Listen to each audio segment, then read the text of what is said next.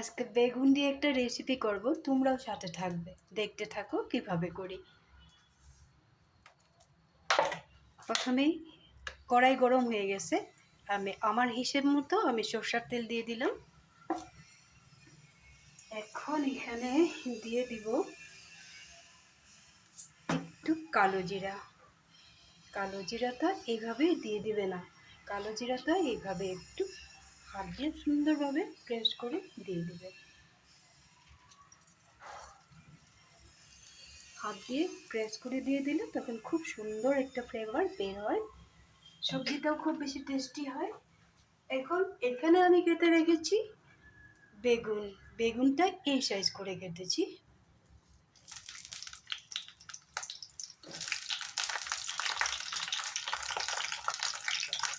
সাথে দেব একটা বড় সাইজের টমেটো। আলুটা বয়েল হয়ে যাবে, সবজিটা একটু সফট হবে, এখন পর্যন্ত আলুটা বয়েল হয়ে যাবে, যার জন্য আলুটা এইভাবে একটু বড় সাইজ করে দিয়েছি, একটু ভারী করেও দিয়েছি। এখন সবটা সবজি একসাথে দিয়ে দেবো, অন্য কিছু দেবে না, শুধু টমেটো, বেগুন আর আলু। আমি যেভাবে কেটেছি ওইভাবেই কাটবে, এরকম একটু বড় সাইজের টুকরা করবে, একটু ভারী করে করবে। যদি পারো বেগুনগুলো যদি একটু ড্রাই লাগে তাহলে উপরে ছিলকাটা অল্প করে উঠিয়ে দেবে, এইভাবে ছিলকাটা উঠিয়ে দেবে, তখন খেতে আরো বেশি মজা লাগে।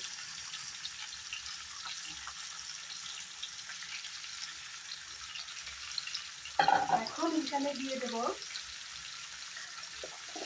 কারণ এটা খুব বেশি ড্রাই হবে না, একটু মাখা মাখা হবে। লবণটা আমি আমার হিসেব মতো দিয়ে দিলাম, যে যতটুকু বানাবে ওই হিসাবে দিবে।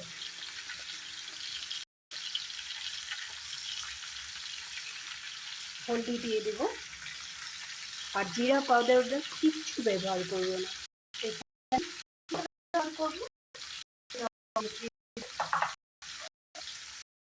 আমি গ্যাসের একটু দিয়ে তোমাদের সাথে কথা বলবো।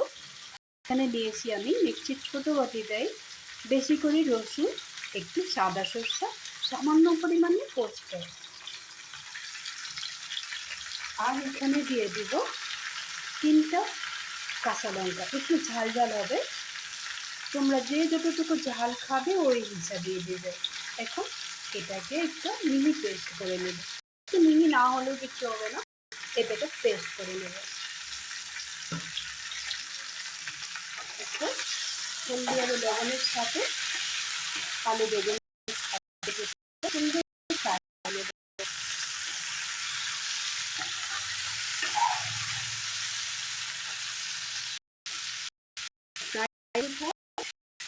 একটু ঢাকা দিয়ে দেবো, এই ফাঁকে আমি মশলাটা রেডি করে নেব। পেস্টটা আমি রেডি করে নিয়েছি, এই ধরনের হবে। এখন এখানে আমি পেস্টটা অ্যাড করে দেব।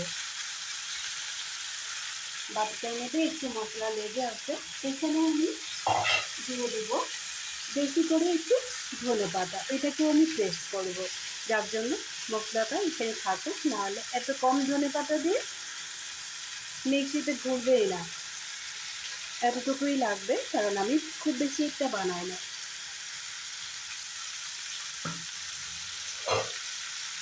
এখন এই সরষা, পোস্ত, কাঁচা লঙ্কা আর রসুন সবগুলো জিনিস আমি খুব সুন্দর করে ফ্রাই করে নেব।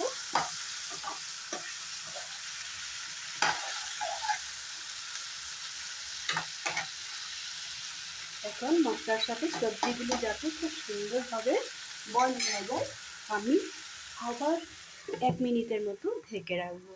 এখন আমি ধনেপাতাটা আগে যে মশলাটা বাকি ছিল ওই মশলাটার সাথে পেস্ট করে নেব। ঢাকনাটা তুলে দেখে নেব। এখন এখানে দিয়ে দিব একটু চিনি। চিনিটা দেওয়ার সাথে সাথে আরেকটা জিনিসও দিয়ে দেব, এখানে দিয়ে দিব সামান্য পরিমাণে আমচুর পাউডার।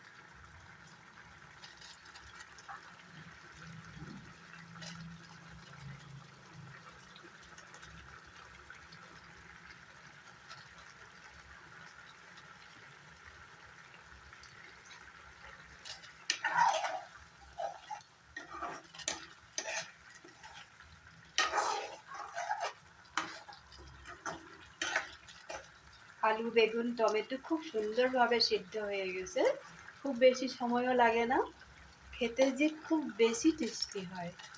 যার জন্য আমি ভাবলাম আমি বানাবো যখন তোমাদের সাথেও শেয়ার করব। অনেক দিন ধরে ভিডিও দেওয়া হয় না। এখন এখানে দিয়ে দেবো যেই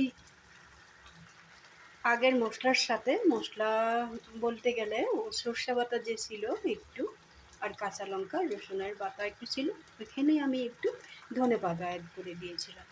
এই ধনে পাতার পেস্টটা এখন এখানে দিয়ে দিলাম।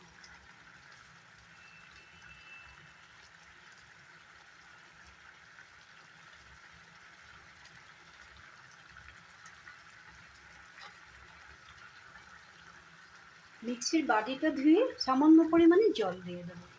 এখানে আমি গরম জলে ব্যবহার করব, যদি ঠান্ডা জল দিয়ে দিই একদম টেস্ট খারাপ হয়ে যাবে। এখানে মিক্সির বাটিটার মধ্যে একটু গরম জল দিয়েই বাটিটা ধুয়ে দেব। একদম কম পরিমাণে গরম জল মিক্সির বাটিতে দিলাম, না তো মিক্সির বাটিটা খারাপ হয়ে যাবে। জাস্ট বাটিটা ধোয়ার জন্য দিয়েছিলাম এই জলটা। মিক্সির বাটির মধ্যে কখনো খুব বেশি গরম জল ঢালবে না, এই কথাটাও বলে দিলাম, তাহলে মিক্সির বাটিগুলো ঘুরবে না পরে। এখন এখানে একটু ফুটানো জল অ্যাড করে দিলাম। সব কিছু দেওয়া হয়ে গেছে, এখন ভালো করে নাড়াচাড়া করে নেব।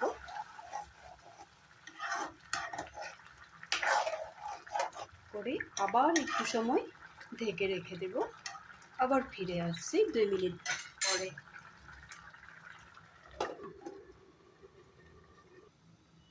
সবজিটা আমার রেডি হয়ে গেছে, ঢাকনাটা তুলে একবার দেখে নেব।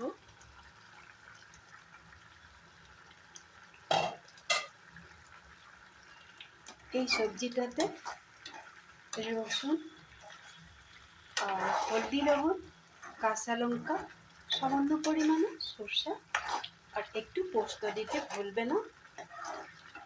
নারকেল দিলেও ভালো লাগে, নারকেলটা একটু গ্রেট করে দিলেই ভালো হয়। আমার নারকেল ছিল না বলে আমি দিইনি, কিন্তু একটা জিনিস দিতে একদমই ভুলবে না, একটু আমচুর পাউডার। সবজিটা রেডি হয়ে গেছে। এখন এখানে আমি একটা বড় সাইজের কাঁচা লঙ্কা এটাকে ছিঁড়ে টুকরা টুকরা করে দিয়ে দেবো। এইভাবে 4 টুকরো করে দিয়ে দেব, একটু ঝাল ঝালও হবে।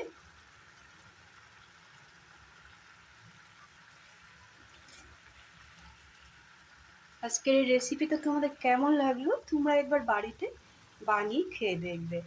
আমরা তো ভাবি যে বেগুন দিয়ে কি রান্না করব, কিন্তু বেগুন দিয়েও যে খুব সুন্দর সবজি হয়। এটা নিরামিষ করেও খেতে পারো, যখন নিরামিষ খাবে তখন কাজু বাটা দেবে, রসুন দিবে না, কালো জিরা তো থাকবেই,